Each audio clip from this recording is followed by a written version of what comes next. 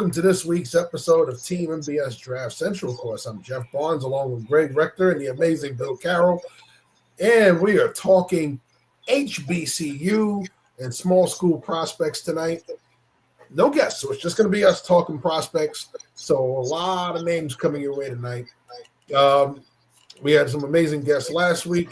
We were trying to get some HBCU guys this week. This week, we just couldn't rope them into the show. So we're just going to bring you all the content we can get for you guys. The draft board's coming together on my end. How are you guys pulling together the last few weeks before the big weekend? Yeah, well, Greg's put his hay in the barn quite some time ago. I'm getting very close. I should be done before our next broadcast. Yeah, I'm ready. I'm ready. I have my stack completely finished. There's nothing that changes for me for a pro day. As you guys are well aware, pro days do not affect me because they're all scripted and designed for these kids and all that other stuff. So the pro days don't do anything for me. Neither does a 30 visit or a Dallas day comes up on the 4th and all that jazz. I don't care about those things. I got my players ranked where I've got them, and that's it. I mean, my final grades are basically in, but putting the tags on the board, creating the labels, all that stuff takes time. So that's what I'll have done more. I should be done in more than enough time. I'm knocking on halfway. So, but yes, it's let's see if I will show you folks in TV land what we look like when we have our draft labels. There we go. You don't get to see it really during the draft itself, but there is one Travis Hunter. Yep. And that is one of his 2 tags because he is graded at 2 positions. I think that's the first time I've ever done it where I've had to actually grade somebody at 2 positions. So that is Mr. Travis Hunter's tag, which both of them are already on the board. So that's a duplicate. So that's the beauty of that one. But nevertheless, guys, it's time to talk HBCUs and prospects that we have seen that we believe are eligible. And I think the low-hanging fruit is Carson Vincent, which everybody knows about. But you got to watch him at Senior Bowl, Bill. So give the folks in TV land the rundown on Carson Vincent. Well, I got to speak to him. I met his family. Things that jump out at you, as you probably already heard, just spotless character-wise, right? A terrific young man from a terrific family, terrific background. His frame could easily hold another 15 to 20 pounds. You can tell that he hasn't been as fully developed physically as some of the other prospects at his position. His body, frankly, looks smooth and I wouldn't say slender, but you could. There's places where he isn't as thoroughly built up, thoroughly developed as other players at his position. He's a really good athlete for his size, and I think once he gets more power, which will happen once he is in a pro strength and conditioning program, he'll put on. I mean, especially with that frame, he could easily put on, like I said, 15, 20 pounds. He could do that in 10 days, right? I mean, with the frame his size, he could put on 20 pounds in 10 days. And of good weight, right? Because he's got so much room to put it on. He has the frame you look for in a left tackle, an NFL left tackle. That's what the frame. He doesn't have all the stuff hung on the frame yet, right? But all the structure is there, right? You look at the body and you say, yes, that's the body you want to work from. Now let's just pack on good weight in the right places. Movement skills, yes. Hand placement, usually. Sometimes it's not exactly where it should be, but that I think also will be cleaned up over time. I just want to see him improve pad level and get stronger. If he does those two things, I think a lot of the rest will take care of itself. He was obviously playing up a little bit in terms of what he'd seen in level of competition, and he handled it during the practice week just fine. Struggled in the game, right? Obviously, got beaten badly twice in the actual Senior Bowl. Yeah, I think some of that was just due to guys saving stuff, right? Some guys, save a little something, right? They have maybe a move or a plan that they haven't executed in practice. And they're saving for the game. And of course, I think adrenaline, right, was the other thing. Some of the guys, came off. The Senior Bowl used to be more full contact in the old days. If you went back in the Phil Savage days, if you went back, maybe even before the Phil Savage days, they had 3 days of hitting in the old days. I mean, like hitting. And now it's really 1 day. And even then it's not, blasting people, right? There's 1 day where it's thud, guys are hitting each other and you can, hear some pads pop, but it's not guys getting lit up even on the day where they really hit. So it's a very different approach than, even 15 years ago and definitely 20, 30, years ago where it was, like I said, 3 really hard days of hard hitting. Things you like about him is, like I said, you can't just go out and get guys his size who move the way he does, right? The flexibility and things like that, all that is basically there.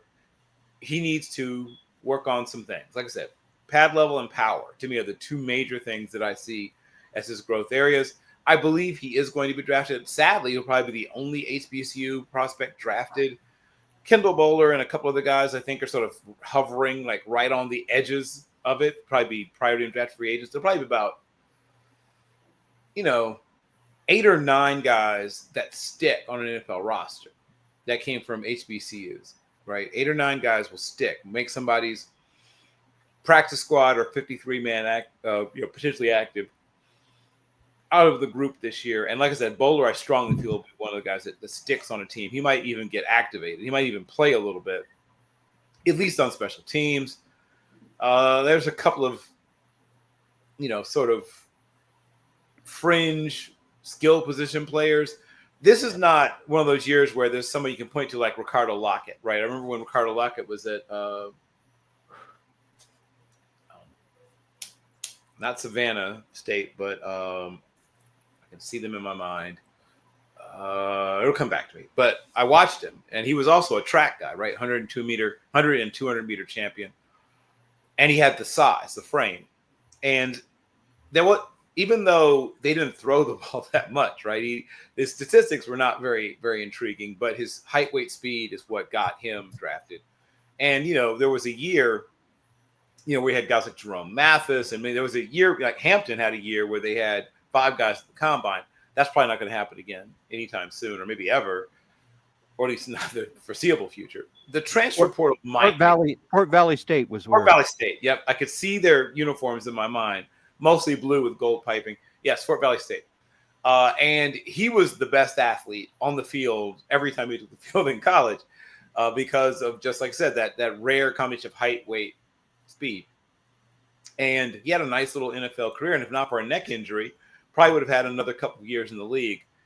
And I've had a chance to watch, like I said, most of the biggest sort of success story in the recent years is like Dominic Rodgers-Cromartie, who was picked 7th overall out of Tennessee State. And once again, maybe he didn't weigh that much, right? I think he was a little under 190 pounds, but he had the length and he ran, 4.29 or something. So there's nobody quite like that. There's none of those true, like, eye-popping physical freaks this year. And like I said, Vincent is the closest in terms of just his movement skills and his size. So that's the reason why I think he's probably it for guys that end up being actually drafted.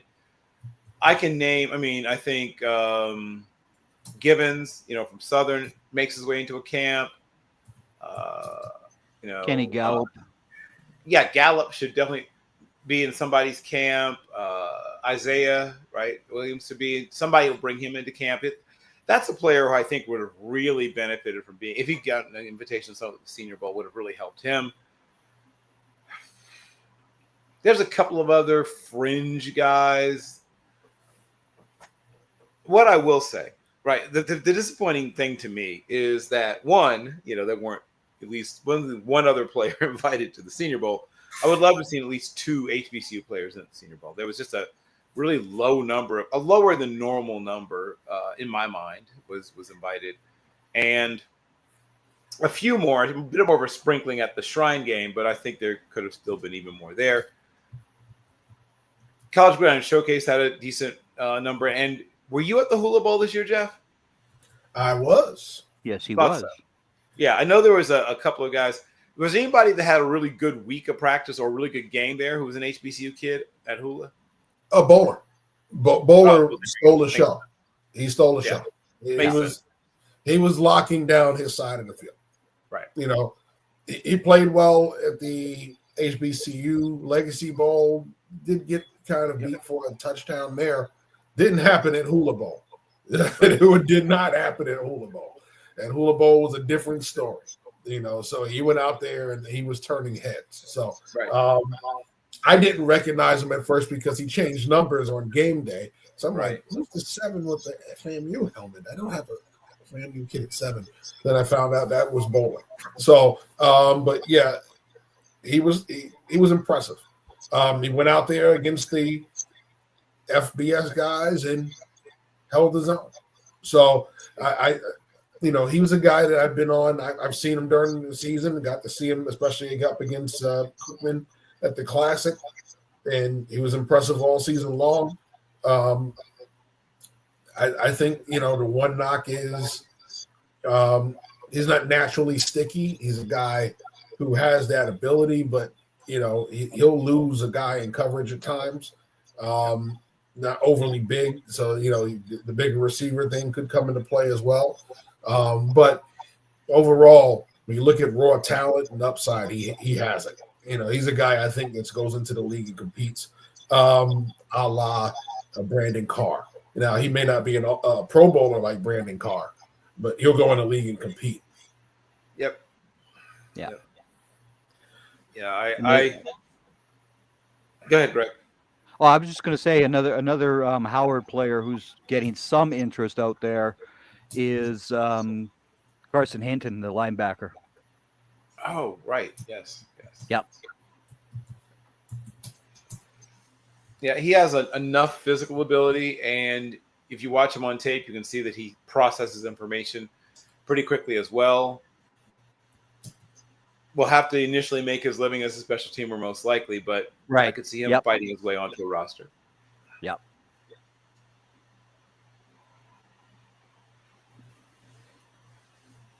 Yeah.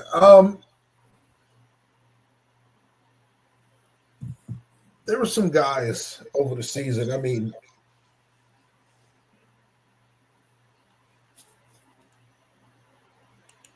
you talk about 2 quarterbacks. One had a lot more success than the other. And the way the program is, for one, you can see why he hasn't had as much success. But you see the building blocks, you see the talent, you see the measurables. Would that be the quarterback that went to the same school that you did, Jeff? Well, I was talking about him, one of them, but the one I was going to start with was Eric Phoenix from South Carolina State. There we go. Eric Phoenix had the better year. And right. You saw a lot more. But once again, you look at the 2 programs. South Carolina State right now is on another program. And I hate to say this about my old school, but they're on another level from Grambling right now. Yeah. So, but you see why, he's able to go out there and execute. You see the talent that he has. These are 2 guys, that have got eyes on him. Now, Crawley has eyes on him because of the size, the arm strength. Not consistent in his footwork, not consistent in his technique. It leads to ball placement issues.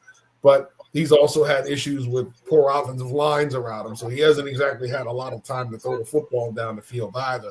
So that's kind of been an issue for him. An inconsistent running game to boot. But Phoenix, on the other hand, has had a consistent running game with some weapons on the outside, and you've got to see his talent. And he looked both of these guys look good when you put them in at Tulane in the HBCU Legacy Bowl. I believe both had TD passes in that game. I could be wrong about it. Yeah, they did. Yeah, they did. But both of these guys measure out at least 6'2". You know, Crowley's close to 6'4", but Phoenix measures out at exactly 6'2" from what I've seen. So they're not these short quarterbacks that you see. Everybody goes, "Oh, maybe you can do this with them." No, they have the height to throw from the pocket and do all the other things that everybody wants to see. They fit those benchmarks that a lot of NFL teams look for. So these are guys that should be legitimate prospects that end up in a camp. They're not guys that you say, "Okay, we're going to call their name on day 3." They definitely won't get called. I'll be honest with you. I'll be lucky. I think we'll be lucky to see 2 HBCU players get called because Vincent will get called, and maybe we get another one. But we should be getting more than what we've seen. More. Yeah. We haven't seen any in the last 2 drafts, which is just shameful. And then 3 years ago, Bill and I were correct when they had 4. We had 4 that year. It was like, holy moly! But again, this is the National Football League where they've decided the HBCU kids are UDFAs primarily, and that's how they treat them. Marquise Bell signed as a UDFA, and he's got a new contract now with the Cowboys as well. But that's how the NFL looks at the HBCUs.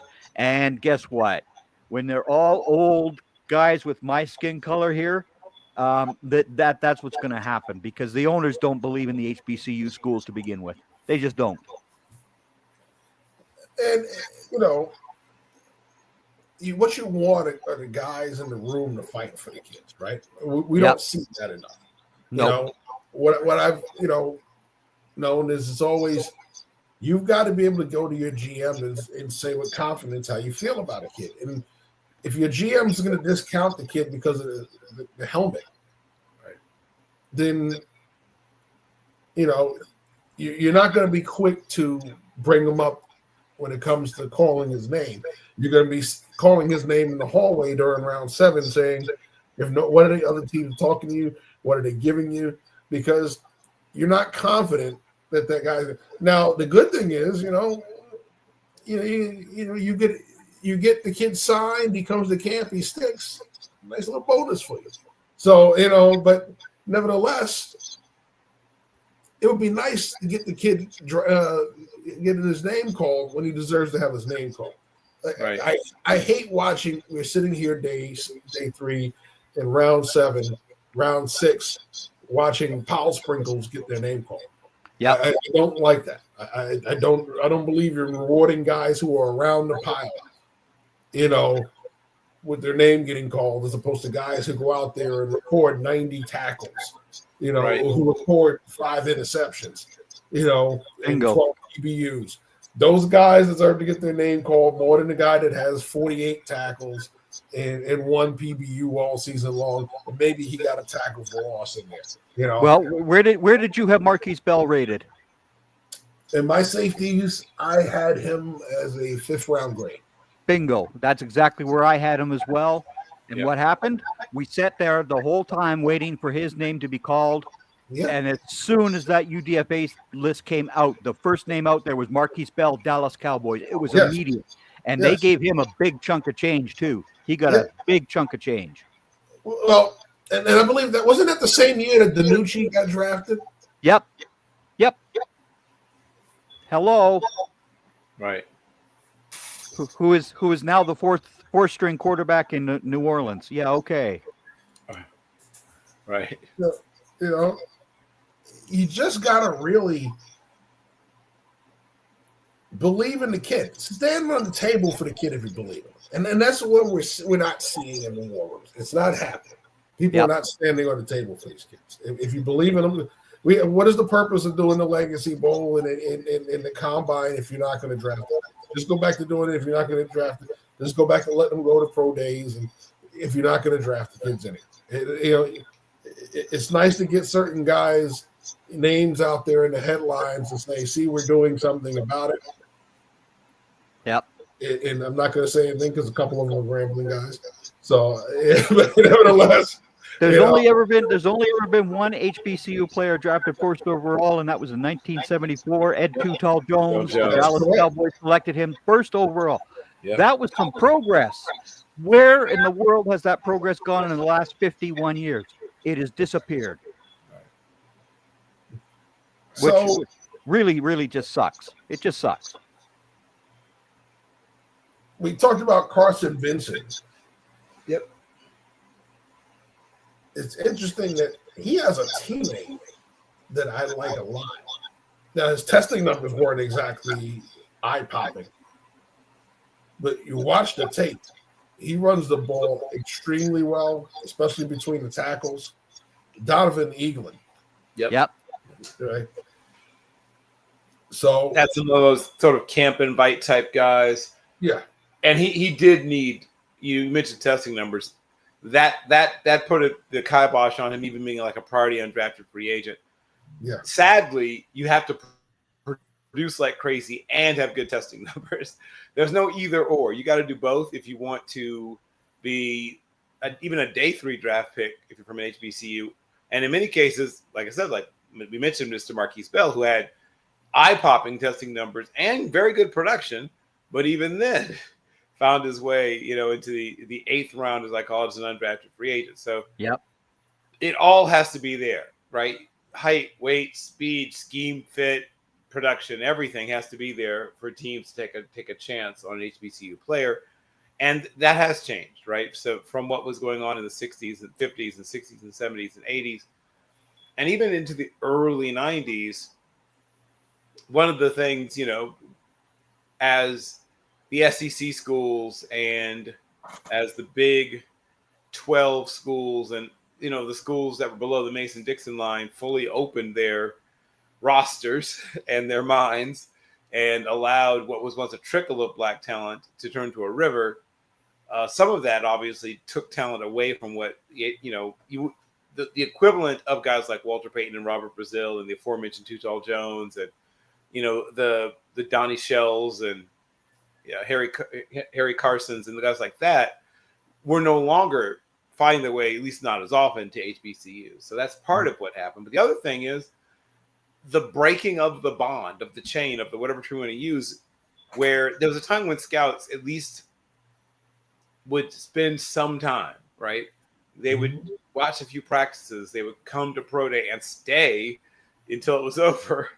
And a lot of that is gone. The younger scouts don't seem to have a connection to HBCUs. Nope. I've noticed that, right?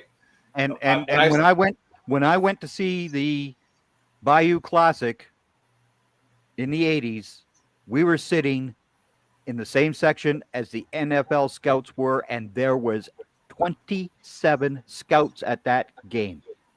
27 scouts, and that's when the league was 28 teams. Yeah.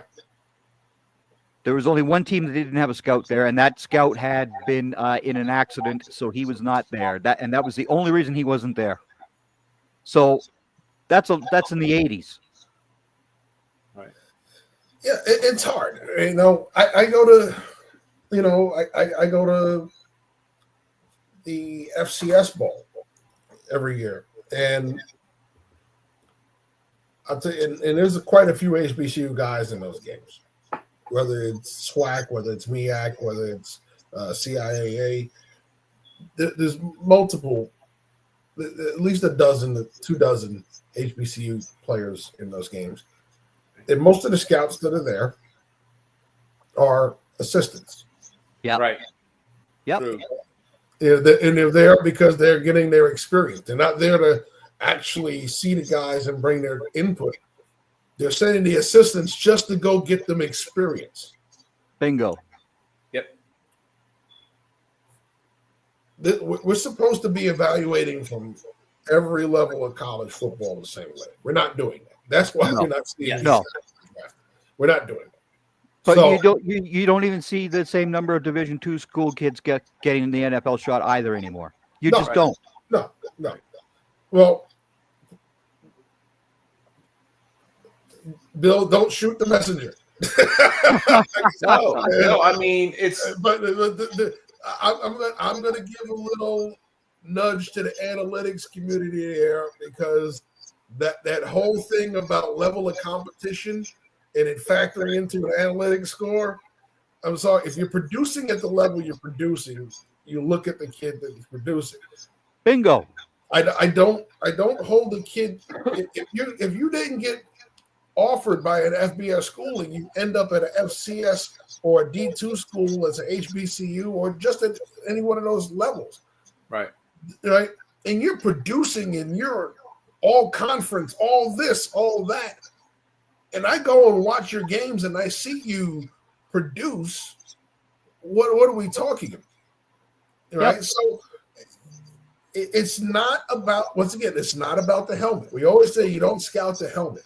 There are too many people are looking at the helmet going, yeah, well, that's D2, that's D3. Bingo. Well, listen, nobody said nothing when it was Quinn Miners. Yep. No, yep. I was all over Alex Kappa when he was in college, right? So these guys. PSAC. Yeah. We were didn't we have Jerome Cap on this show a couple of years ago? All right, because we saw talent in Jerome Cap.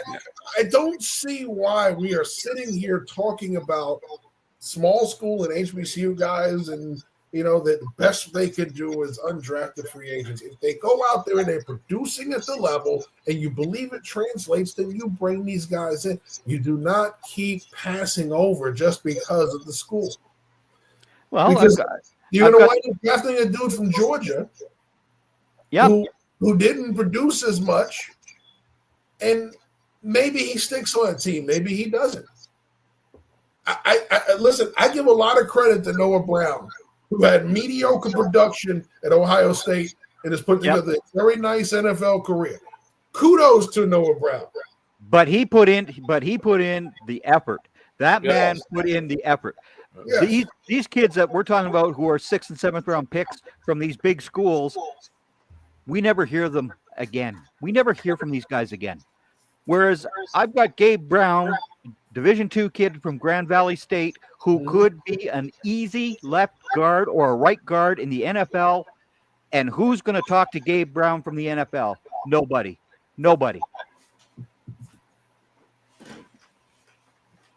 Yeah, I remember I was a big fan of what was Justin's last name? Justin. He spent a little time with the Buffalo Bills, and they tried to switch him to offense. Right, he was a tremendous defensive tackle for Ferris State. And what was Justin's last name? Got to know him a little bit. I think I know what you're talking about, but I can't remember his last name. Enormously powerful, right? That's a weight room wonder. Like he set a bunch of school records at Ferris State in the weight room. And the other thing that they do with small school kids is they start messing around with them, right?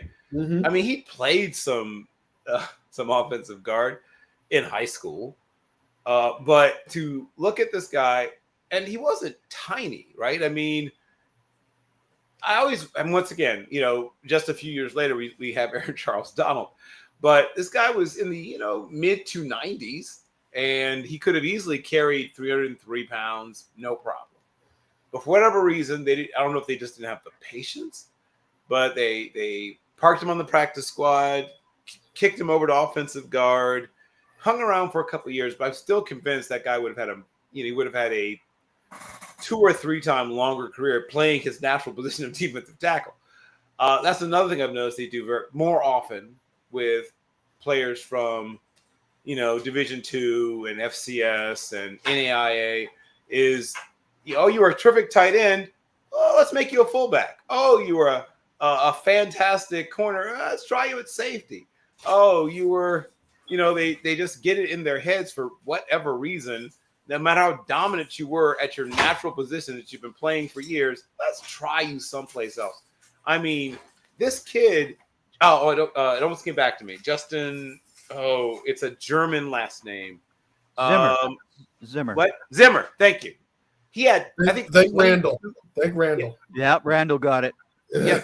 And I knew it started with a Z, but I could not remember his.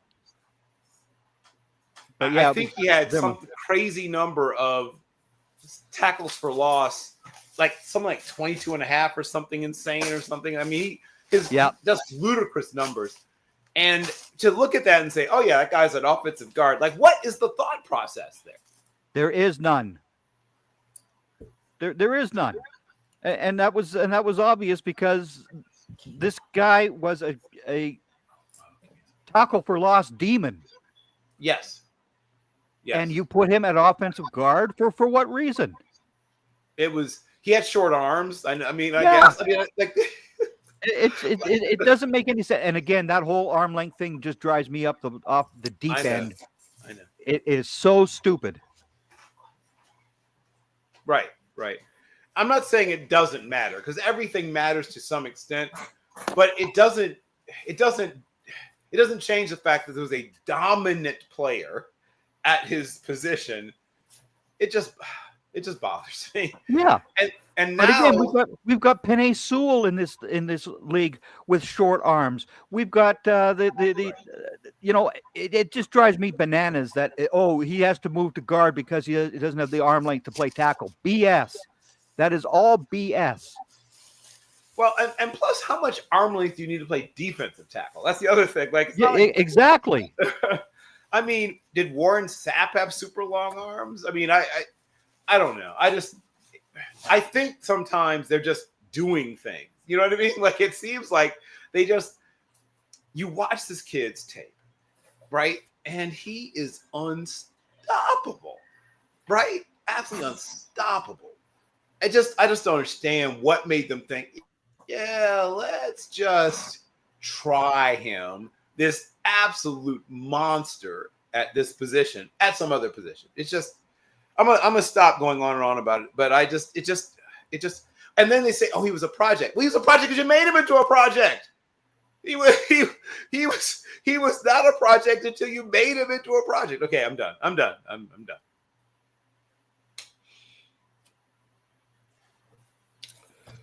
I agree with you. And I'll beat up on the horse a little more before we get back to the guys. But, it comes back to, once again, you got to have a plan of development for guys that you feel need development. We're not seeing that. We're seeing you got to come in here and you got to go dumped in the deep end. You better be able to swim. And that's what's happening to these young men. Some of them are just making it on special teams, and maybe they find their way onto the field offensively or defensively after that. Some never find their way onto the field offensively, and they get bounced around as special teamers before they don't last on a roster at all. So that's been the unfortunate thing about it. And if you don't make it on special teams, you just don't make it at all. So there's a whole nother story there. Bingo. But it's got to be a point where, and we talk about offensive linemen, we talk about it from all the big schools, and there are some of these guys on the HBCU level that are capable of doing the job. Yep. But if you develop them right, you'll have a lineman that you can use. We've seen some that they don't give a shot. Well, they bring them into camp or not, or they just don't bother to look at them. I don't see the purpose of doing all of these things for HBCU athletes to evaluate them if you're not going to fairly evaluate them, one. Number two, if you're not going to give them the chance to prove themselves. All right? Because just, bringing them to a special all-star game just for them, a special combine just for them, ain't enough. Okay? So, if you're going to bring them to camp, you got to give them a fair shot. You just can't throw them out there and go, you sink or you swim. And that's what's happening. You're giving guys shots. I liked them coming out of college. I thought it was a project. Matt Waletzko. Greg, how many years has Matt Waletzko been on the Dallas Cowboys roster? 3 years. All right. And has he played a single down of meaningful football yet? No. But yet there's a development plan for Matt Waletzko for 3 years to keep him on the roster. So when you believe in a guy's development, you magically have a plan. Yep. But when it comes to these young men here, there is no plan. It is sink or swim or else. Sorry. I've been to pro days where a young man is pulled up lame during the 40 and heard the scout go, see you next year. Sorry, kid. He had the talent to be in the league. Right. But a pulled hamstring on a 40 says, see you next year. I've seen guys go to pro days, be the most impressive player there, and nobody cares. Shout out to a young man named Robert Lane from Michigan Tech. I talked to some people I knew in the scouting community. They requested his presence, so he was able to get to Michigan State's pro day. Right? He's 189 pounds, 5'10" and a quarter. He knocks out 23 reps on the bench, runs 4.43, I think, low 4.4s, has a 38.5-inch vertical, kills the three cone, kills the short shuttle, has an amazing day, and nobody cares. Like, that's the other thing that gets me, right? If he had been a backup at Michigan State and does the exact same thing at Michigan State's pro day, somebody maybe even throws a 7th round pick at him, but at least he's a priority undrafted free agent. He's not getting a tryout. There's a little bit of even probably a bidding war for him, right? Even though just because of the potential, right? If he's a backup at Michigan State, this guy is a terrific player at Michigan Tech. He's the best athlete at Michigan State's pro day. He outperforms every other player there, no matter where they're from, and no one cares. Nobody cared. No, not a bit. I mean,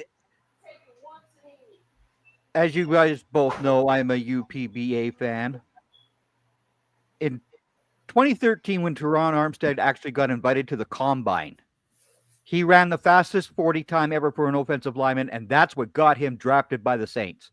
It was the ability to show up his talent at that Combine that got him picked in the 3rd round. Otherwise, he would have been a 6th, 7th round pick more than likely. Yep. Bottom line, because Arkansas Pine Bluff is not a big-time school. No.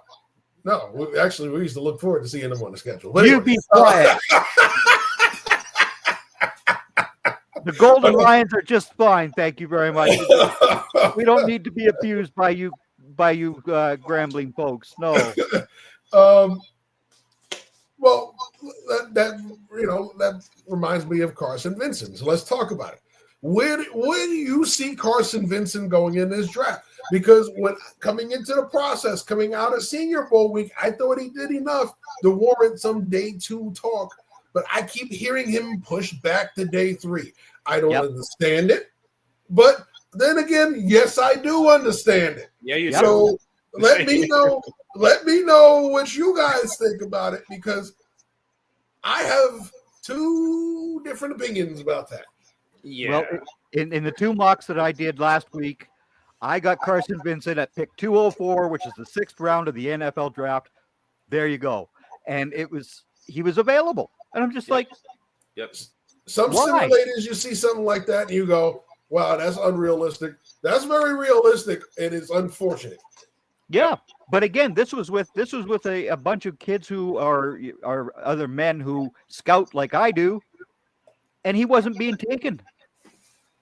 And I'm like, and then I had one kid say that he's going to be a guard, and I'm going to say, holy no, oh my God, no. Just because he went to an HBCU school, is that it? Bingo. He actually would probably struggle more at guard, right? I mean, that's not good for him. Like his biggest issue is lower body power. That doesn't say guard. That doesn't say guard. No. If that's the biggest area of growth, guard is probably not good fit. His movement skills spell left tackle. Correct.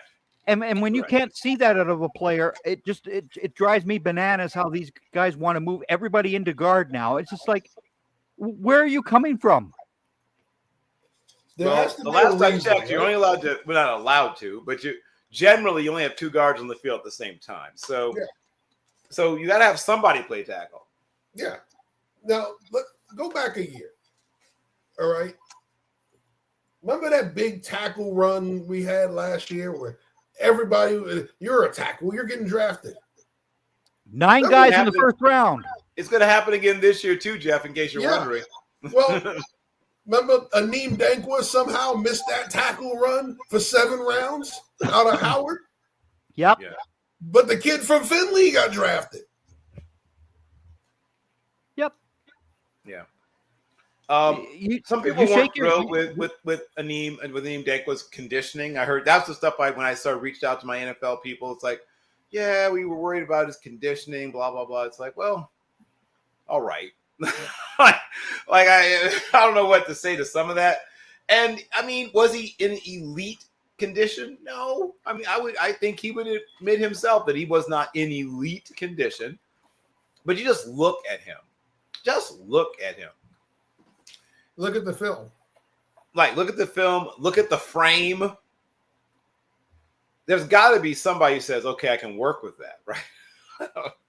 I'm calling Bravo Sierra on that. Bravo Sierra. All right. That was. Oh, that's called bull. Oh, never mind. I'm just gonna help out all the civilians out there. It's a bull. But It again, rhymes with spit. yes, Okay. exactly. All right. Yeah, there you go. Exactly. But all right. So this yes. is what we've done. This is what we've done the last 2 years in the NFL draft. Yep. And on day 3, we're waiting, and we don't hear their names. It is totally ridiculous. And as you guys have both said before, there are a bunch of lollygaggers who get picked in the 6th and 7th round by these teams instead of these kids who deserve the opportunity to be an NFL player and a drafted NFL player. Right. The only good thing about them being undrafted is that they at least can assess rosters. They know which teams are a little more small school prospect friendly. Some teams, even when they bring in small school prospects, I don't know why, because they never end up signing them or keeping them long term, right? I was like, they do it just to do it, or hey, we got to get 90 bodies. I don't know. Yeah, but let them come in and take a beating for a couple of weeks, and we can cut them at the end of camp. Yeah. Well, I mean, here's the Cowboys. Yet again, they've got 74 players signed as of right now. So they've got 10 draft picks. That gives them 84. They've got 6 UDFAs to come. Right. That's what's going to happen. Right. Oh, by the way, Greg, congrats last year to Tyrus Wheat for actually recording a sack, by the way. There we go. Yes. Yeah. Yes. Thank you. It only took him, 3 years? 3 years. 3 years. 3 years. Yeah. But again, Mississippi State, though. He was Mississippi development. State. That's development. He was being developed. He was getting developed. Yeah. I mean, and this is the thing that drives me nuts about Wheat being picked when he was. I had probably 4 HBCU players who I would have taken before I would have taken Wheat. Right. Listen, they had a HBCU defensive end in camp. They released him. Yep. And what happened? He went elsewhere and succeeded. Yes. I don't understand. He was only 4 hours away from me in Tallahassee. Went to Senior Bowl, played linebacker, actually did decent at linebacker, even though he wasn't a linebacker. They put him back in his natural position for camp, records a sack in the preseason. Yep. You put him on waivers saying, we want to try and get you to the practice squad. Indianapolis said, not so fast. Not so Big fast. Land is who we're talking about, folks. Yep. Right. So, yes, there were guys that have gone on to the league and have stuck and deserve it. Unfortunately for his teammate, Aubrey Miller has never stuck. But no. And Aubrey Miller had a very good career at FAMU. But nevertheless, back to this year's class. I saw a young man playing for Alabama State. Shout out to Eddie Robinson, the other Eddie Robinson. The other Eddie Robinson, right? Got to meet him at the Hula Bowl. I met him face to face. Cameron Smith. Yep. Originally played tackle, but they kicked him into guard. Okay, like I said, I actually got to see him in full bloom because they kicked him inside, and they made it their point to run behind him the whole game because they were down to their, I think he was a true freshman, third string quarterback, and They had no choice but to run the ball at Bethune-Cookman's defense, and they ran behind him the whole game long. And they wound up winning because they ran behind him the whole game long. Is he a guard? Yes, he is a guard, not a tackle. Right. But he doesn't have the feet to be outside. Right. But in the phone booth, he'll be better. And he's a guy that you want to develop in the guards. You want to use the cheap dollars to keep him on the team and develop him into a potential roster guy who's either going to be a swing guard or a starting guard. This is your kind of guy. Okay?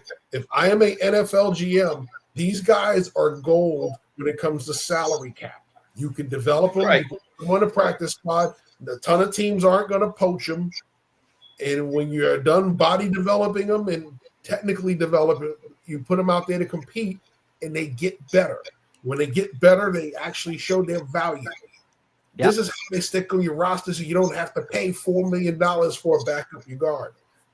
This is why when you talk about managing the cap, utilizing the talent that's out there, this is the way you do it. Not by signing all these guys to your practice squad. And, that's right. And somebody comes poaching them if they're worth something right away, or if it's a veteran that nobody wants really, and you just keep him there because he's a veteran. No, these are the guys that you put there to develop so they can compete for your 53 in a year, 2 years max. Right. And if anybody wants to deal with an international player, I've got a 6'8", 310-pound tackle who played at Virginia State, whose name is Bruno Onwaziazar. He's a big boy, and he's an international player. And that young man needs to develop his run blocking. His pass blocking is very effective already. He is very good at pass blocking. He needs help in the running game. So there's your international player that you can develop.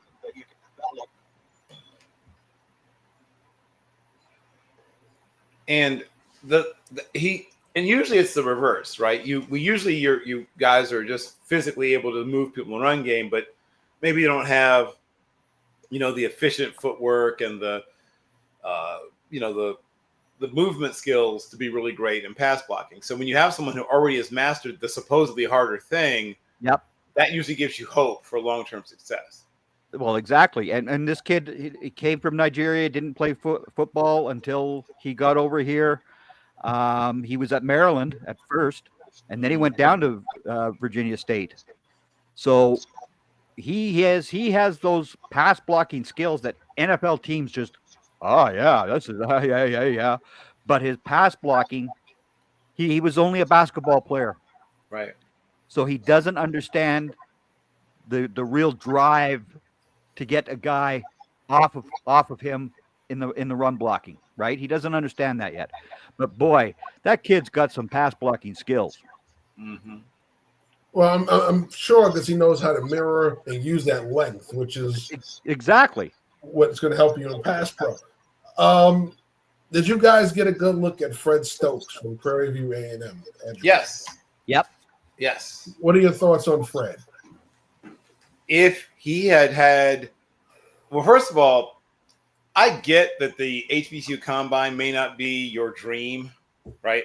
I'm going to look directly into the eyes and hopefully the souls of some young athletes. You may say to yourself, I should be at the Combine. I should be at the Senior Bowl. I should be at whatever, but you're not. For whatever reason. You are at the HBCU. Do everything. I know the conditions aren't the best. One year it was cold and windy, and they just made you run. This It's better now, but I know one year the conditions were absolutely awful. First year, yeah. First year, yep. They did it in Mobile. Correct. And the conditions were poor. Yes. That particular time. They've rectified a lot of that, but maybe your body's still not 100%, from the seat. I don't know. Whatever it is, do it anyway. Do all the testing that you can. And you may not get the numbers you were shooting for. That means you get a second shot when you get to your pro day. But sadly, you may not have a better chance of having an NFL scout watch you work out than the HBCU Combine. So when I see that some of the guys who I think and it has to help themselves were DMPs. I get it, kind of, but like I said, I'm just recommending do it. Unless you're physically unable to work out. Sadly, they just don't. They may not be at your pro day, right? I mean, I don't know how I was supposed to say it. You may be at somebody else's pro day. Right. If they're scheduled the way often they're scheduled, unless your pro day is on a very slow pro day, you have a very good chance you're an HBCU prospect, or you're invited to one of the big schools' pro days. If you can get your way to LSU or Florida State or Florida, whatever, that difference. But if you are working out at your own pro day, or if your conference, as some conferences start doing, have a conference pro day, you will likely not see as many NFL personnel as you're going to see at the HBCU Combine. Fred Stokes has only about 3 pass rush moves, but they work, right? That's the first thing. That he has at least, it's like a pitcher has 3 pitches. If there are 3 really good pitches, you don't necessarily have to develop a 4th pitch if those 3 don't get hit. So that's the first thing. I mean, he probably will have to develop maybe another move or 2 at the NFL level. His physical characteristics are borderline for what you're looking for at the NFL level. He's not a bad athlete, but nothing is extraordinary. Nothing jumps out where you say, oh yeah, this, unlike Marquise Bell, right, where you had a bunch of things that jumped out. You said, oh yeah, this guy's a definite pro prospect. Like, somebody's definitely got to draft this guy, right? And then, we saw how that actually turned out, but he should have, as you point out, been drafted. Fred Stokes is not a guy who, even once you sort of, even if it were a more fair process, there's a good chance he would not be drafted. He's a guy who probably would deserve to be an undrafted free agent. But I think he has a chance. I don't know what you think, Greg, but I think on the right team, he could stick. Well, his father was a former NFL player who played Correct. for the Rams and the that Washington team, that with that name that I can't stomach. He won a Super Bowl there. Right. Yeah, but I think Mr. Stokes has the opportunity to play. I would personally want him to spend a year in the UFL. Okay, yeah, I could see that. I would again, because the development level that he needs to get better isn't going to happen at an NFL on an NFL roster. It isn't. I don't think. I think he needs to play full time. Right. And he's the kind of guy that would not be getting much reps. They would get very many reps, right? If he did, exactly. If he did stick, he'd probably end up in the practice squad if he did stick somewhere. And he just wouldn't be getting enough live game reps to fix exactly. some of the things. And that's why I said the UFL would be ideal for Fred Stokes, because he would actually be out there in combat. That's what he needs. He needs that experience of going up against tackles and all that fun sort of stuff, right? Yes, correct. Yep. So 100%. Let's play the measurables game, right? Do we normally see prospects with these measurables at this position get drafted, right? So we're talking about edge rusher. Just a shade over 6'5" and a half, 6'5", Yep. 6'055. Yep. 255. Yep. 32 and 7/8 inch arms. So decent length arms. Good length. Yep. All right. 9-inch hands. Clocked 4.76 in the 40, a 1.6 split. 35 and a half inch vertical. Yep. That's solid. Yep. 10 broad. 7.32 on the 3 cone. 4.56 on the 20. Bingo. So his numbers are there. Yep. But again, I mean, this is a kid who went to Central Michigan first and then went down to Prairie View. Right. So he wasn't given the opportunity to play at Central Michigan. Yeah. Yeah. So when I see his film, I see a guy that's still a long way from being polished. Correct. Okay. And he's still cold. Well, that's why I've got him going to the UFL, because he needs those reps to develop his if we, his pass rushing skills are almost non-existent. yeah, he wins with speed and length. Yeah, right. But he doesn't know how to use the length fully. Nope. He doesn't know how to use. He has explosion. He doesn't know how to use it to rush down the middle. Right. Yep. All right. So these are all things. We have all these defensive line gurus around the league should be salivating for a guy like this. Yep. I can mold this guy into my 5 tech. But again, the NFL, it gets me the my NFL, 5 to 7 sacks a year. yep. But the in the NFL doesn't. rotation. They don't look at a kid like this because he doesn't have the ability to get to the quarterback today. Right.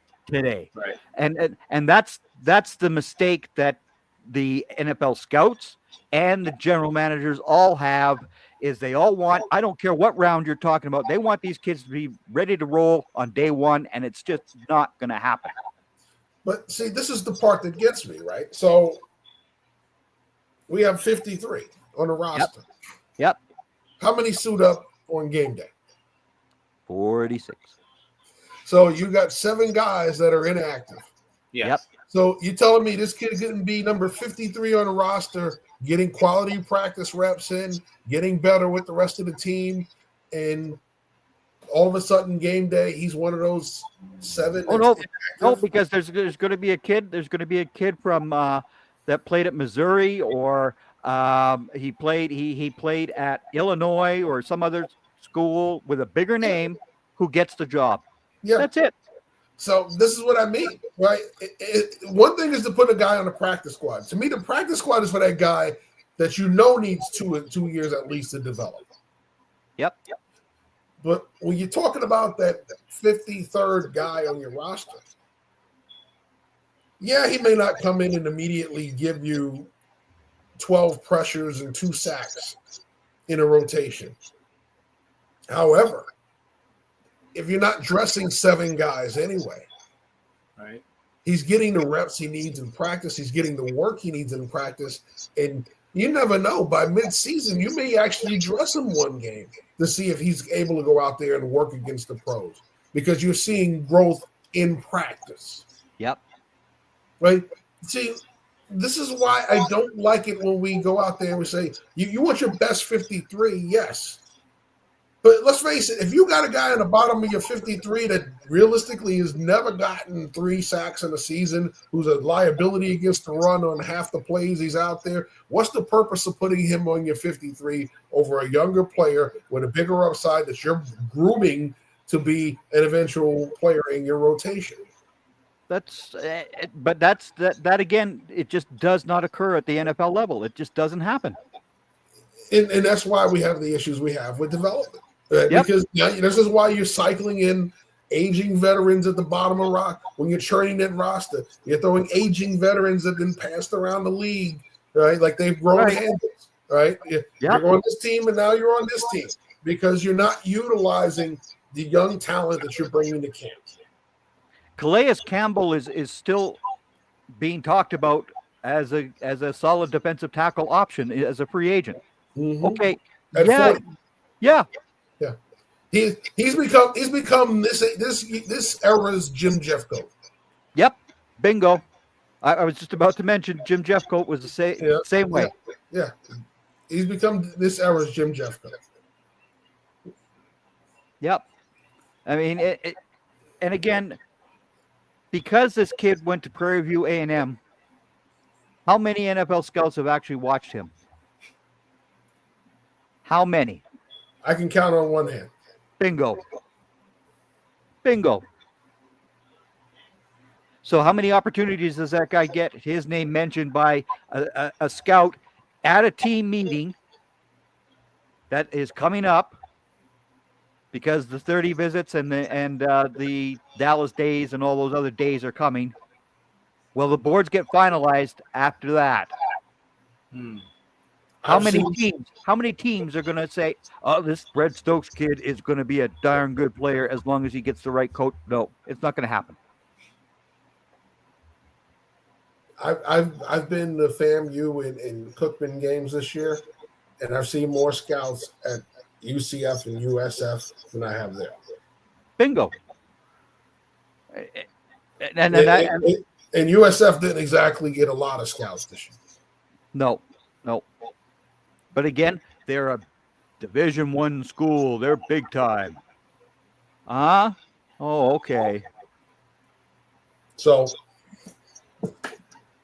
yeah, it's become a little redundant, and we're talking about kids who deserve to be looked at just like all the other guys, right? If they're good enough, they're good enough. If they're not, they're not. But you got to at least evaluate them properly. Well, Elijah Williams, the edge from Morgan State. Yeah, I mentioned him. Right? Elijah's another guy that doesn't have every quality they're looking for, but he is a really good football player and sort of has a little bit of that Michael. Speaking of Seattle, played up and down the line. His brother, Michael Bennett. Yeah, a little bit of Michael Bennett to his game. Yeah. Well, I think that's a good comparison when you talk about him because he doesn't have an edge body. He has more of a smallish D tackle body. That's right. I think he's a guy that's a 3 tech or a 5 if you're in an odd front. He could play that 4/5 tech, right? Right. So because you're going to have that outside linebacker with him anyway. All right. So I think that, and you're going to game him. You're going to do all that other stuff with him. He's not going to straight rush the edge. He's going to be a guy twisting, slanting, and doing all that other stuff anyway. But you look at him now, Chris Walker from Tennessee State. Yep. A little bit taller, a lot lighter, 235. Here's a guy to me that's more of that tweener, that stand-up 3-4 outside linebacker type more than he is an edge. Yep. But he's coming off a knee injury. So he's a guy that you definitely won't see drafted, 1, because of knee injury, 2, because of the style of play in the body type. So there were legit reasons with him. He had a wrist injury too. But but those are legit. Okay. But we've already mentioned several guys already who we believe that deserve a look. Mm-hmm. Right. All right. Now, since we're also talking about the small school guys, I don't want to just make this all about the HBCU guys, and we're showing them a lot of love, yes, but we want to talk about the small school guys. Have you guys had a chance to see Carl Smith, wide receiver? Yes. Yep. Okay, another young man I actually saw on the road. He was at the Tropical Bowl, and I didn't go to the FCS Bowl because I was in Vegas, but I did see his film. I did see a lot of things. His 40 time at the Pro Day, although it was unofficial, was a lot better than what he ran at the FCS Bowl where he wasn't training yet. So, but overall, your thoughts on his game? Go ahead, Bill. Oh, okay. Well, first thing I would say is you do see a player that has the ability to set up defenders, right? Very often people say so-and-so is raw. And I can tell they're just saying it because of the school where he went to. Like, he's not raw. He may not be, the world's greatest at certain things, but it's not because he doesn't understand football. He's not raw. He knows route tempo. He understands how to use his stem, in order to, like I said, set guys up, to get them leaning, to get them out of position. Enough athletic ability, not somebody that once again, he's not somebody that you're going to say, oh my God, about anything about what he does athletically, but enough of an athlete to play. Will obviously need to show that he can be productive on special teams in order to hang around. And yeah, another player that I think could probably, use once again, as myself about these guys, strength and conditioning and things that you get at the NFL level would definitely be good for him. But definitely could be a 4 or 5th wide receiver for 5 or 6 teams I can think of, and be an upgrade over the person they currently have. Yep. Yeah, he's a guy. I watched him here in Florida. He played a lot more outside, but I think he's a guy that can eventually succeed in the slot. He has short area quickness. Yes. Not the most explosive down the field. No. But short area quickness can win in the slot. Yep. And I think that's where you look at his skill set, it's the best translation for him. Once again, who's going to be patient enough to develop that? Some people will do it for the right guy. Yep. All right. If you're willing to work with them, if everything goes right, sort of maxes out, you're talking about like a Jericho Cotchery, if everything works out. Well, we could go down a list, you know, Cotchery. You could talk about, God, what's the young man's name? Beasley was another one. Oh, yes. Yeah, I don't know if he's that athletic, but I see what you're saying. Yeah. No, he's not cold. He's literally not that short area quick. That was a different level of short area quick. Yeah, right. But if you remember him at SMU compared to when he got those couple of years of development in Dallas, yep, he was lightning in a bottle in Dallas. He was just this little guy putting it together at SMU, you know. So what he learned and how to set everything up and the releases that he mastered in Dallas gave him a career, you know. So there are guys that put all that together. You talked about Jericho Cotchery being one. God, who was the other slot that I'm thinking of? I mean, well, technically Wayne Corbett was an outside receiver because they really didn't do slots during his time. Yeah. But he was one of those guys that somehow succeeded on the outside, right? Right. But yeah, I mean, this is what when you look at a player like this, you go, yeah, he's not a special athlete. There is no doubt about it. You know, but once again, if I can use it, if I'm looking for help in the slot and I'm looking, once again, in the back end of a draft and saying what talent can help me in the slot, there are going to be guys like this. Right.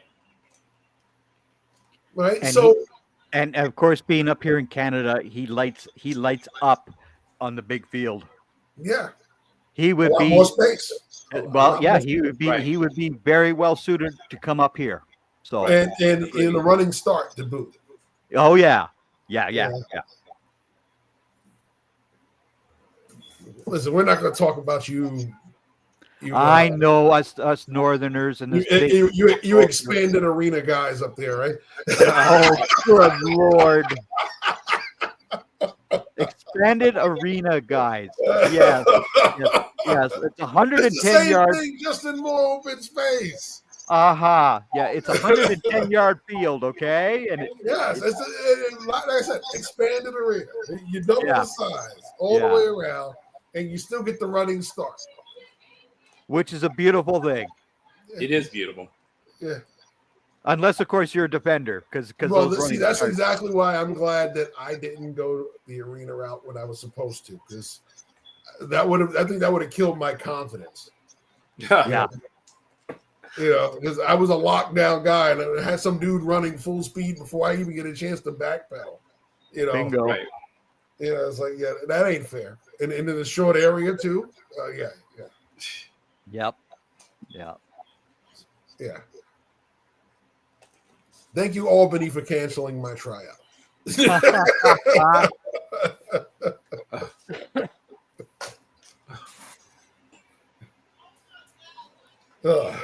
But yes, Efton Chisholm, right? I mean, yes. A lot of people try to make the Cooper Kupp comparison just because of Eastern Washington. He's not that much like Kupp. Kupp was really physically powerful. Like, I don't even realize how strong Cooper Kupp is. I think, I don't know if because he's white, I don't know. He's powerful. He physically overpowers people on a regular basis. And I think people undersell.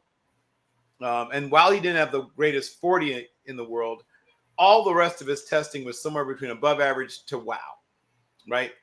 For a guy his size, he had really good quickness. For guys, like I said, everything but 40 time was really good for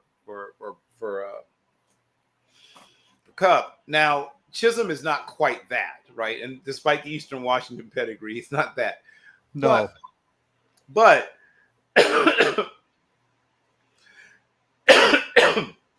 could he develop into like a Ricky Prohl to Jamison Crowder type? I think he could. Somewhere in that range. Ricky Prohl is the guy I actually compared him to versus Cooper Kupp. Prohl would be the maximum, right? If everything, once again, if everything works out. Yeah. Because Ricky Prohl had a terrific pro career. Yes, he did. In the league for a very long time and produced everywhere he went. Yeah. I was just talking to my scouting mentor about him the other day. We were just talking about him because he was the guy that evaluated him coming out of college when he was at Arizona. So, Phoenix back then. They were the Phoenix Cardinals. So that's right. Yes. Buddy Ryan changed them to Arizona. But anyway, that's the kind of player when you talk about. Doesn't have those special qualities where you go, oh, he's not the fastest, he's not the biggest, but you watch him go out there, he gets open, he catches everything that's thrown to him, and somehow, some way, he's irrelevant in every game. He's not a guy that shows up one game and disappears in that. Every game, he's relevant, right? So what more could you ask out of players when you're talking about day 3 and undrafted free agents? You're talking about guys that can go out there and produce this stuff. Now, Ricky Prohl, unfortunately, doesn't fit that conversation. He was a 3rd-round pick. So, but we can talk about so many guys who day 3, we talk about round 5, 6, 7. All of a sudden, this guy who's sitting in those rounds doesn't make any, a dent on the draft board, but goes out there in the field in the NFL after a couple of years and is all of a sudden making waves. It happens, right? So I think when you're looking at Chisholm, he's a guy day 3, he's going to be sitting around. Somebody's going to get him. And before you know it, he's probably going to be out there catching 30 to 40 passes a year, getting about 5 touchdowns in somebody's offense as a slot. And they're going to go, he was on our board. We could have had him. You could have. Right. You could have. Right. Who was in your ear telling you to take somebody else?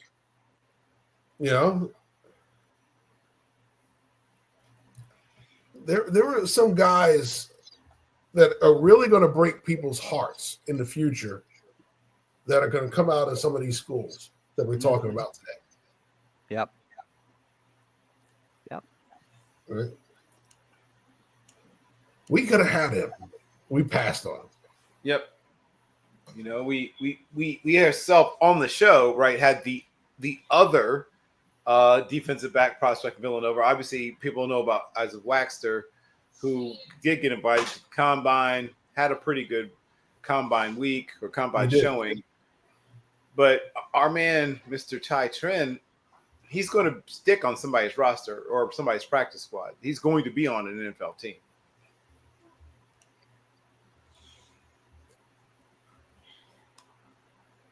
You mark my word. Trust me, he's going to wow somebody. And once again, we talk about it. We had him on here. We had a chance to highlight the young man. He's highly intelligent, highly athletic. Once again, somebody looked at the helmet and went, Phil, no, we're not the Big East basketball school. Why are we watching this film? Because there's a couple of guys on that roster that can go on there on Sundays helping out a couple of teams. Yes, there Ask are. the Buffalo Bills about Villanova corners. People. I remember coming out, people were talking about Benford as a special teamer. I was like, are you nuts? Have you not seen this guy's tape? That man played corner. Playing up, right? There's tape of him playing against Penn State. There's tape of him playing against, teams that are quote unquote top level teams, and he's still giving them fits. He took two big time FBS school corners jobs. First, he took Tre'Davious White's job. Yep. And he just sent Kyrie Elam down to Dallas. Correct. All right. So believe it. There are guys that are coming from these programs that can do the job. You got to give them the chance. Well, right. I'll give you the other big time name from a small school once again, Charles Grant from William and Mary. There we go. I don't care what anybody else says. It was Josh Simmons as the best left tackle in the country, and the second best to me was Charles Grant. That was it. He was so good. And I don't care that he didn't play against Alabama or Georgia. You watch him play against the teams that he played against, and he did the job masterfully. Yes. So we played this game with Vincent. What do you think Grant goes? Because I've heard once again, the guy looked at and said he might go round 2. Now I'm hearing back end of round 3. Now I'm hearing 76 to the Cowboys is perfect by me. I'm fine with that. I think the marketplace starts for him at the very end of round 2. Yeah. And I don't think he makes it much when Greg said 76. I could see him making it maybe another 8 picks after that at most. Yeah. So I think the marketplace for him is somewhere between about, 61 and, 82, somewhere in that range. Yeah. Yeah, listen, I like him a lot. He made top 5s on this show at tackle. Mine. So, definitely. So, yes, we give you your love, Greg. We give you your love. I know. But yes, I once again, I'm seeing guys get pushed up ahead of him, ahead of Vincent, because of the helmet, not because of the tape. That's right. Mm-hmm. Yep. Right. Because if you watch the William and Mary tape, game after game after game, Grant was shutting down everybody. Whoever. Right. Everybody. Whoever. It didn't matter.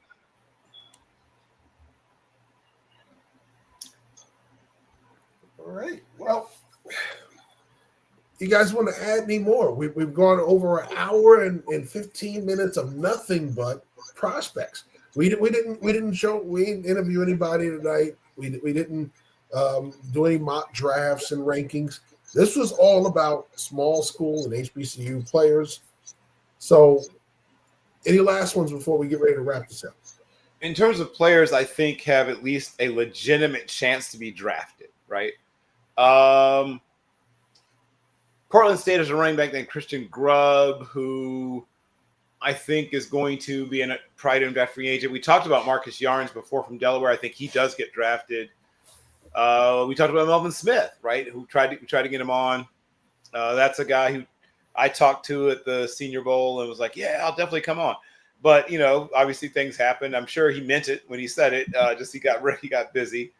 Miles Redding from Mercer is a guy that I think is a undrafted free agent. I think could find his way onto an NFL roster and stick around for a while.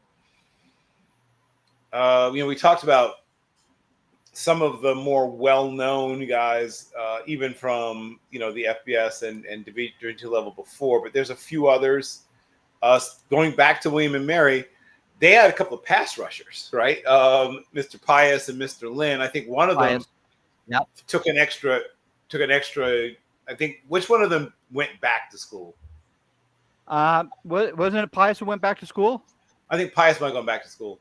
So I have to double check to see if Nate Lynn is coming out. But that's how I found Charles Grant. Actually, was I was looking at Lynn and Nate Lynn and John Pius. This was last year, And I was like, oh man, this tackle's fantastic, and he just got better and better. Like the more I watched, the more I liked him. Brian Hill, safety from Wayne State, is a guy that's going to be invited to a camp. May or may not be on an active roster, but I could see somebody at least practice squatting him. He's got decent instincts. He likes to strike people, which isn't quite as the big deal it used to be, I guess. Nick Coates from Eastern Illinois played against, frankly, in my mind, a high-level competition in the Missouri Valley Conference. I mean, there's a couple of Missouri Valley Conference teams that would beat the bottom teams in the Big Ten if 7 times they played them 10. I don't care who hears me. It's true. The bottom teams in the Big Ten playing the best teams in the Missouri Valley Conference would get beaten 7 times out of 10. I mean it. There's other guys I could certainly mention, but those are some of the guys that came to mind. And there's others. Marcus Barnes, speaking of William and Mary, right? That guy's going to play, I think, somewhere. Gareth Warren, Lindenwood. There we go. He that will guy's be. going to make a roster. He should be on a roster. There's no doubt in my mind that man should be on an NFL team. Agreed. 100%. 100% agreed. Well, I'm going to show your old position some love, Bill. All right. Yeah. Robert McDaniel, Jackson State, safety. Yes. Tanner Safety. Volk, Central Washington. Now, Tanner Volk, frankly, should get drafted. I'm going to be straight up honest. I don't know if he will, but he should. He's a good enough athlete. His instincts are ridiculous. He can play either, though he's not huge, but he can play either safety spot. You can drop him in the slot. I mean, he can do a bunch of things at a high level. Evan Schaefer from Montana, tight end. That's a guy that tight end, yep. Somebody's camp. Stoffel, the North Dakota State tight end. He's going to be in somebody's camp. There's a Sam Pitts from the big. That's a big dude. I mean, tall at least. He's not maybe as heavy as you want. From Minnesota Duluth, he's going to be in somebody's camp. Yep. So I mean, there's all kinds of players, but guess what? We're the only people talking about these players too. Dylan Brown, cornerback, Wisconsin River Falls. Yep. But again, how many people who watch this know who these players are? They don't. They really don't. Well, you know what? I can tell you that scouts know about Sam Pitts. I can tell you that for a fact. Yeah. NFL scouts are familiar with him. And like I said, I think he'll be a guy called, his name will be called pretty soon after the draft. If he doesn't, he probably won't get drafted. I'm not saying the scouts don't know about these players. I'm talking about the people who are watching us. They don't know these players the way that we do. They don't. Right. And that's why we do this, so that you people have a better understanding of the actual talent that is out there. It's not just the kid that played 15 snaps for Alabama, okay? I mean, these guys played 1,000 snaps at their schools. They've got the talent. They just don't get the opportunity, which is a shame. Yeah, Sam Pitts is 6'5" and 3/4, and the 243. I think they can fix that with meals and then weights, but he moves well for a man that size. Oh yeah. And I think that somebody is going to bring him in, maybe ends up on practice squad, but I wouldn't be shocked if he ends up, making the actual active roster at some point. I would be remiss if I forgot to mention the blue hen, Tyrone Herring. Oh, there we go. Yep. Which would be very close to my my brother-in-law. Is big in Delaware, so that's his stomping ground is the Blue Hens. Although he went to Delaware State, so he was a horn. But yes, we got into the HBCU quarterbacks. Any others before we run out of here? Any other small school quarterbacks you think deserve? I mean, if you count Cam Miller, once again, I don't know if Bingo. it's really But that small. no, Cam Miller. Well, I don't count North Dakota State and South Dakota State as small anymore. I'm sorry. Exactly.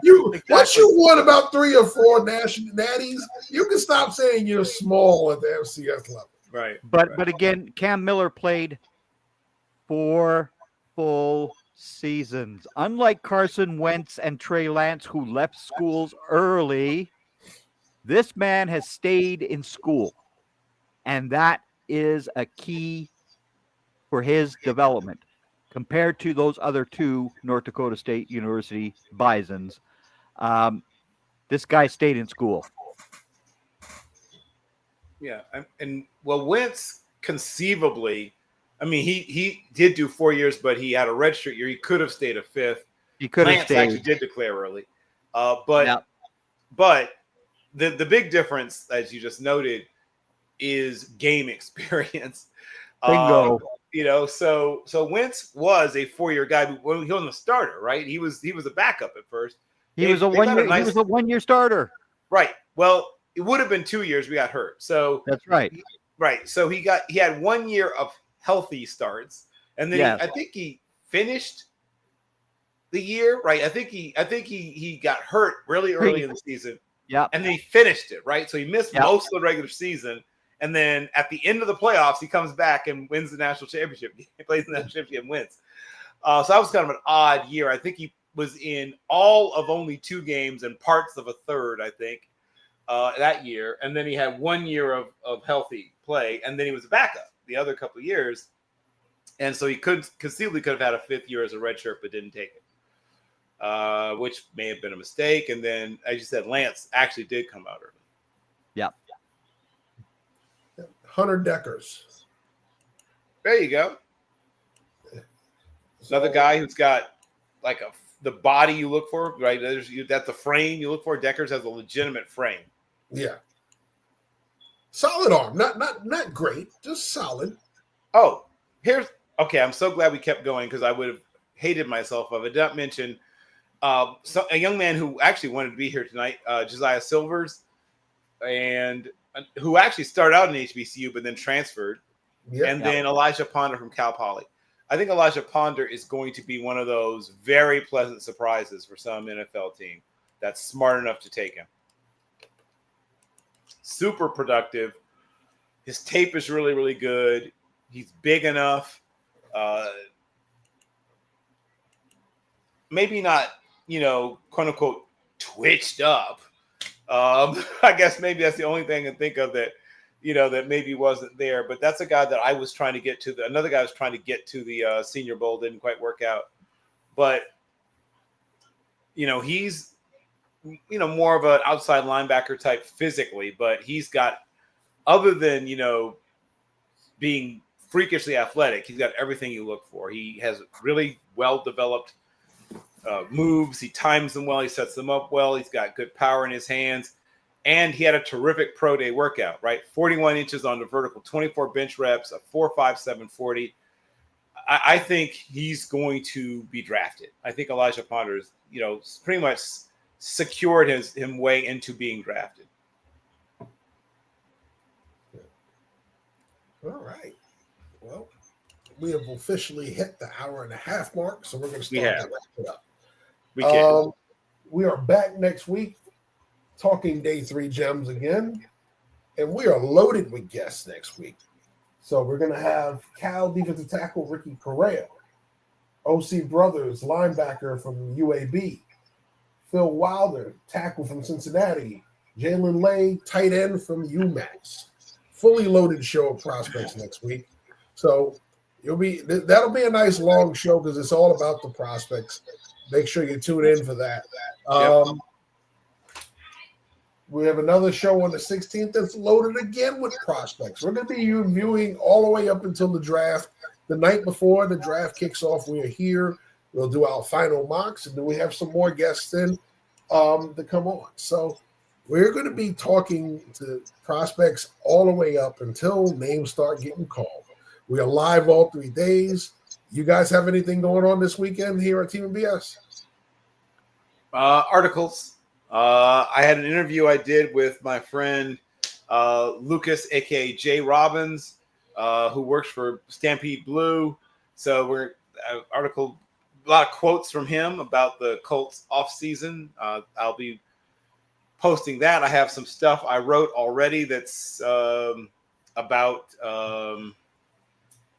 Fangio's defense and other stuff with some great Ted Nguyen quotes that's saved as pending. So hopefully it'll pop up soon, and a bunch of other stuff. And then I'm doing a bunch of podcasts where I'm on other people's podcasts as guest. David Crumlow has me on his show this coming Friday.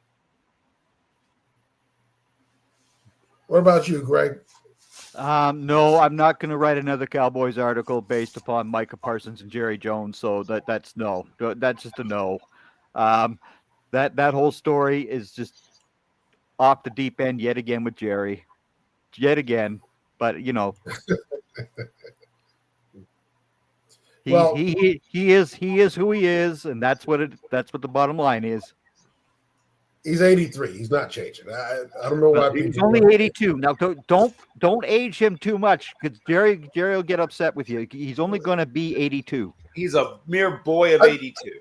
I thought he hit 82 already, so forgive me. I'm aging him a little further than his hairline. Yeah. All right. Well, I should say hair color, because he still has a hairline, unlike me. Or me. Yeah.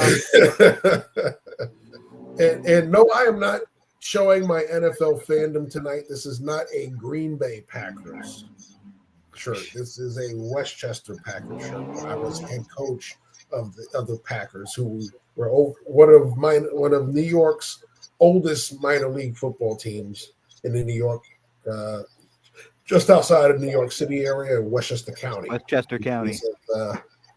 Coach Barnes right there, and that green and gold has nothing to do with the Packers who stole that color. The Edmonton Eskimos have been wearing green and gold a lot longer. So there you go, Jeff.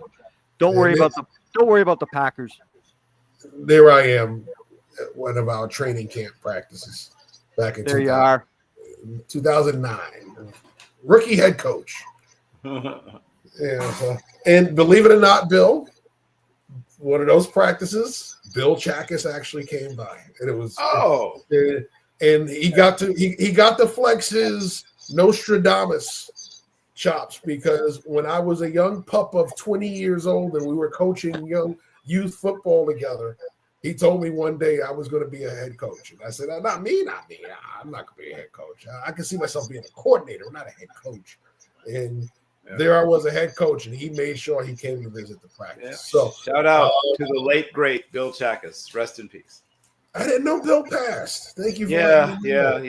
Several months ago, Rose, his wife, posted something on Facebook, and I didn't know who did or didn't see it, but yeah, he's been gone for a little while now. Wasn't that back in December, Bill? Look at you. Yes, that is correct, Jeff. Yeah. I mean, Greg. Yes, I met Bill in 1996. Wow. Yeah. Yes. Yeah. You met him before I did. I met him in the 2002, I think it was. But yeah, he was the one that really introduced me to how the draft works, because he was writing for the Stadium Guide for the NFL. Stadium Guide to the Draft. Yeah. So that was my introduction to the draft. And kids, that was long before the internet. Okay, yes. there was ways that we did this before we had the online world. Okay? Understand? You actually had to buy the magazines and the book. Yes. Yeah. You had to buy it. Yes. Man. Yes, that was. Oh man, rest in peace, Bill. I didn't know he passed. I lost track of him when he moved out west. Yeah, Arizona. Yeah. Charles Davis, the great cornerback for the Tennessee Volunteers, and a legendary Dallas Cowboy, because he only played one game for them, but that was his whole NFL career. Correct. But no, he was the man who introduced me to that same magazine. Right. Yep. You learn something every day. Oh, Yes, you do. I will have a toast to Bill. Yes. Before I get sacked tonight. I definitely did when I first heard, and the chief, as I called him very often, had served with honor in the 160th SOAR, and in fact, that's how he suffered the injuries that I believe ended up hastening the end of his life. The helicopter crash. Yes, yeah. correct. Yep. Army Ranger, folks. Yep. Army Ranger. He was a pilot. Well, we have to get off the air. We do. Yes, So we do. we can do we'll that. talk more about this offline. But make sure next week you're here, ready to watch more Draft Talk with us here at Team Bass Media. For Greg Rector, Bill Carroll, and myself, thanks for watching. We will see you next week. See you.